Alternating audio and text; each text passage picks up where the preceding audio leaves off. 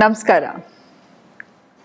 ನೀವೇ ನೋಡ್ತಾ ಇದ್ದೀರಾ, ಎಷ್ಟೊಂದು ದೊಡ್ಡ ದೊಡ್ಡ ಸೆಲೆಬ್ರಿಟಿಗಳಾಗಿರ್ಬೋದು ಅಥವಾ ಎಷ್ಟು ನೋಡೋಕ್ಕೆ ಅದ್ಭುತವಾಗಿರ್ತಾರೆ, ಅವರೆಲ್ಲ ಯಾಕೆ ಸಿಂಗಲ್ ಆಗಿದ್ದಾರೆ?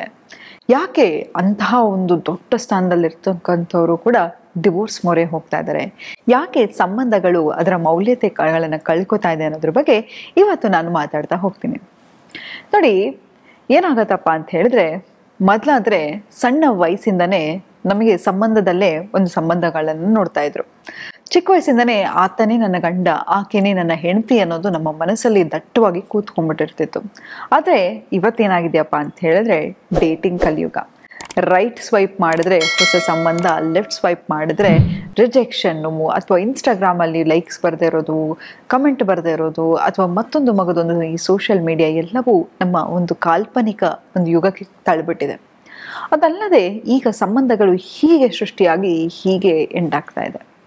ಇಷ್ಟೊಂದು ಡಿಸ್ಟ್ರಾಕ್ಷನ್ ಆಗ್ತಾ ಇದೆ. ಆದರೆ ನಾವು ಯಾರನ್ನ ಬೇಕಾದರೂ ಜೀವನದಲ್ಲಿ ಇಟ್ಕೋತೀವಿ, ನಮ್ಮ ಸಂಗಾತಿಯನ್ನು ಯಾಕೆ ಅಷ್ಟು ನಿರ್ಲಕ್ಷ್ಯವಾಗಿ ಕಾಣ್ತೀವಿ? ನಮ್ಮ ತಂದೆ ತಾಯಿ ಮಧ್ಯೆನೂ ನಮಗೆ ಮನಸ್ತಾಪ ಬರುತ್ತೆ, ಕೋಪ ಬರುತ್ತೆ. ನಮ್ಮ ಅಣ್ಣ ತಮ್ಮಂದ್ರ ಮಧ್ಯೆ ಕೂಡ ನಮಗೆ ಮನಸ್ತಾಪ ಆಗುತ್ತೆ, ಕೋಪ ಬರುತ್ತೆ, ಮಾತನ್ನು ಬಿಡ್ತೀವಿ. ಆದರೆ ನಾವು ಯಾವತ್ತಾದರೂ ಅವರನ್ನು ಡೈವರ್ಸ್ ಮಾಡ್ತೀವಾ? ಯಾಕೆ ಈ ಸಂಬಂಧಗಳಲ್ಲಿ ಮಾತ್ರ ಡಿವೋರ್ಸ್ ಮೊರೆ ಹೋಗ್ತೀವಿ? ಯಾಕೆ ನಮ್ಮ ಸಂಗಾತಿಯನ್ನು ಅಷ್ಟು ಗ್ರಾಂಟೆಡ್ ಆಗಿ ತೊಗೊಂಡ್ಬಿಡ್ತೀವಿ? ಇದರಿಂದ ಆಚೆ ಬರಬೇಕು ಅಂದರೆ ಏನು ಮಾಡಬೇಕು ಅನ್ನೋದ್ರ ಬಗ್ಗೆ ಮಾತಾಡ್ತಾ ಹೋಗೋಣ.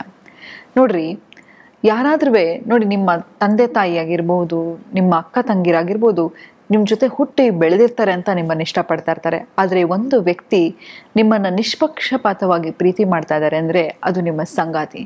ನೀವು ಯಾವ ಪರಿಸ್ಥಿತಿಯಲ್ಲಿದ್ದರೂ, ಯಾವ ಸ್ವಭಾವದಲ್ಲಿದ್ದರೂ ಕೂಡ ಅವರು ನಿಮ್ಮನ್ನು ಇಷ್ಟಪಡ್ತಾ ಇರ್ತಾರೆ. ತನ್ನ ಮನೆಯವರನ್ನು ಎಲ್ಲರನ್ನೂ ಬಿಟ್ಟು ನಿಮ್ಮ ಜೊತೆ ಬಂದು ಸಂಸಾರ ಮಾಡ್ತಾ ಇರ್ತಾರೆ. ಅಂದರೆ ಎಷ್ಟು ಮಟ್ಟಿಗೆ ನಿಮ್ಮ ಮೇಲೆ ಅವರಿಗೆ ಪ್ರೀತಿ ಕಾಳಜಿ ಇರುತ್ತೆ.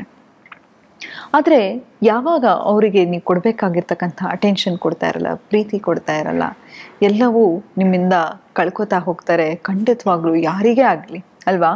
ನಮಗೆ ಮನೆಯಲ್ಲಿ ಊಟ ಸಿಗ್ತಾ ಇಲ್ಲ, ಆಹಾರ ಸಿಗ್ತಾ ಇಲ್ಲ ಅಂತ ಹೇಳಿದ್ರೆ, ಎಲ್ಲಿ ಆಹಾರ? ಯಾಕಂತ ಹೇಳಿದ್ರೆ at the end of the day ನಾವೆಲ್ಲರೂ ಪ್ರಾಣಿಗಳು, ಅನಿಮಲ್ ಇನ್ಸ್ಟಿಂಕ್ಟ್ ಇದ್ದೇ ಇರುತ್ತೆ.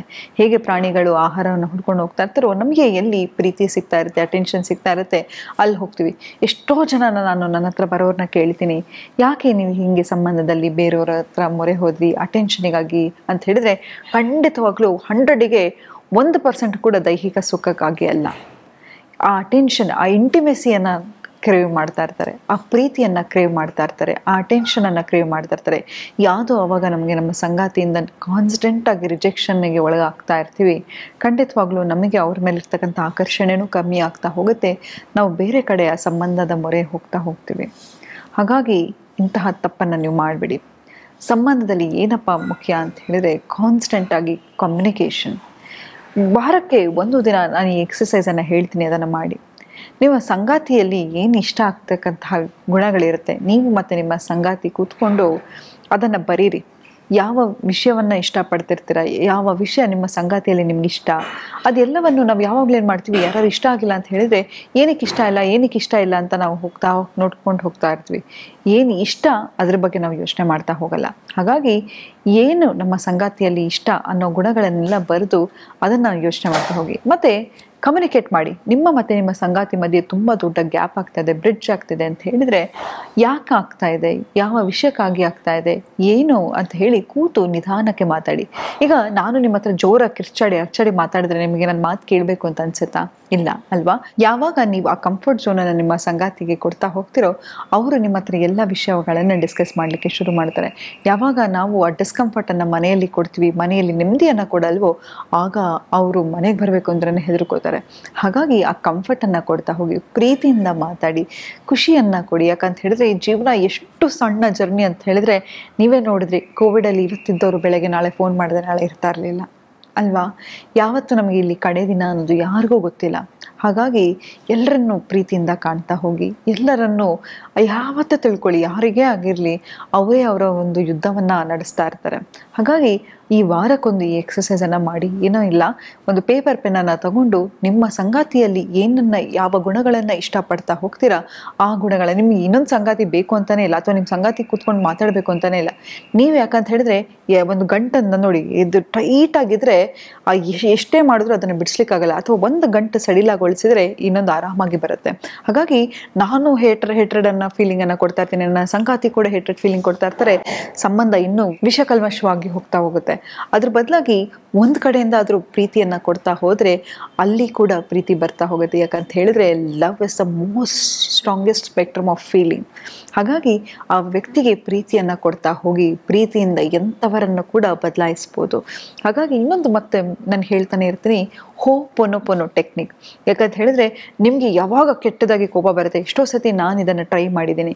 ಯಾವಾಗಾದರೂ ನನಗೆ ಯಾರ ಜೊತೆ ನಾನು ತುಂಬ ಮನಸ್ತಾಪ ಆಗಿದ್ದರೆ ನಾನು ಕೂತ್ಕೊಂಡು 108 ಟೈಮ್ಸ್ ಅವರಿಗೆ ಹೋಪೊನೊಪೊನೊ ಮಾಡ್ತೀನಿ. ಎಷ್ಟೊಂದು ವಿಡಿಯೋ ಅದ್ರ ಬಗ್ಗೆ ಮಾಡಿದ್ದೀನಿ. ಏನಿಲ್ಲ, ಇದು 4 ಮ್ಯಾಜಿಕಲ್ ಫ್ರೇಸಸ್. ಏನಪ್ಪ ಅಂತ ಹೇಳಿದ್ರೆ, I am sorry, please forgive me, I love you, thank you ಅಂತ. ಇದನ್ನು 108 ಟೈಮ್ಸ್ ಹೇಳಿ. ಎಷ್ಟೋ ಸತಿ ನನ್ನ ಸಂಗಾತಿಗೂ ನನಗೂ ಜಗಳ ಆದಾಗ ನಾನು ಇದನ್ನು ಮಾಡಿದ ಕೂಡಲೇ ತಕ್ಷಣವೇ ನನ್ನ ಸಂಗಾತಿ ನನಗೆ ಕಾಲ್ ಮಾಡಿ, ಹೇಗಿದೆಯಾ, ಏನು ಮಾಡ್ತಿದ್ಯಾ, ಸಾರಿ ಅಂತ ಅವರೇ ಕೇಳಿದ್ದಾರೆ.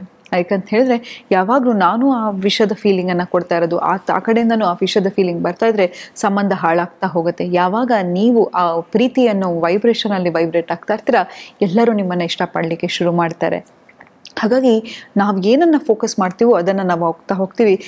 ಸುಮ್ಮನೆ ನಿಮ್ಮ ಸಂಗಾತಿ ಮೇಲಿರ್ತಕ್ಕಂಥ ಒಳ್ಳೆ ಗುಣಗಳನ್ನು ಎಂಫಸೈಸ್ ಮಾಡ್ತಾ ಹೋಗಿ. ಏನೇನು ಒಳ್ಳೆ ಗುಣಗಳಿದೆ, ಅವರಲ್ಲಿ ಏನು ಇಷ್ಟ ಆಗ್ತಿದೆ, ನಿಮಗೆ ಯಾವ ಕ್ಯಾರೆಕ್ಟರ್ ಇಷ್ಟ, ಅದನ್ನು ಅವರಿಗೆ ಎಕ್ಸ್ಪ್ರೆಸ್ ಮಾಡ್ತಾ ಹೋಗಿ. ಯಾವಾಗಲೂ ಅಷ್ಟೇ ಅಲ್ವಾ, ನಿಮ್ಮ ಬಾಸ್ ನಿಮ್ಗೆ ಅಪ್ರಿಷಿಯೇಟ್ ಮಾಡ್ತಾ ಹೋದರೆ ಇನ್ನೂ ಚೆನ್ನಾಗಿ ಕೆಲಸ ಮಾಡೋಣ ಅಂತ ಮಾಡ್ತೀರಾ ಅಲ್ವಾ. ಯಾವಾಗಲೂ ತೆಗಳ್ತಾ ಇದ್ದರೆ, ಯಾವಾಗಲೂ ಬೈತಾ ಇದ್ದರೆ, ಯಾರು ಮಾಡ್ತಾರೆ, ಹೋಗಿ ಮರ ಬೆಳಗ್ಗೆ ಹೋಗಿ ಚೇರ್ ಬಿಸಿ ಮಾಡ್ಬಿಟ್ಟು ಬರೋಣ ಅಂತ ಅನಿಸ್ತಾ ಇರುತ್ತೆ ಅಲ್ವಾ. ಸೊ ಅಪ್ರಿಸಿಯೇಷನ್ಗೆ ನಾವೆಲ್ಲರೂ ಕಾಯ್ತಾ ಇರ್ತೀವಿ. ಸೊ ಹಾಗಾಗಿ ನಿಮ್ಮ ಸಂಗಾತಿಯನ್ನು ಅಪ್ರಿಷಿಯೇಟ್ ಮಾಡ್ತಾ ಹೋಗಿ ಅಂತ ಹೇಳ್ತಾ ಇವತ್ತಿನ ಸಂಚಿಕೆ ನಾನು ಮುಕ್ತಾಯಗೊಳಿಸಿದ್ದೀನಿ. ಧನ್ಯವಾದಗಳು.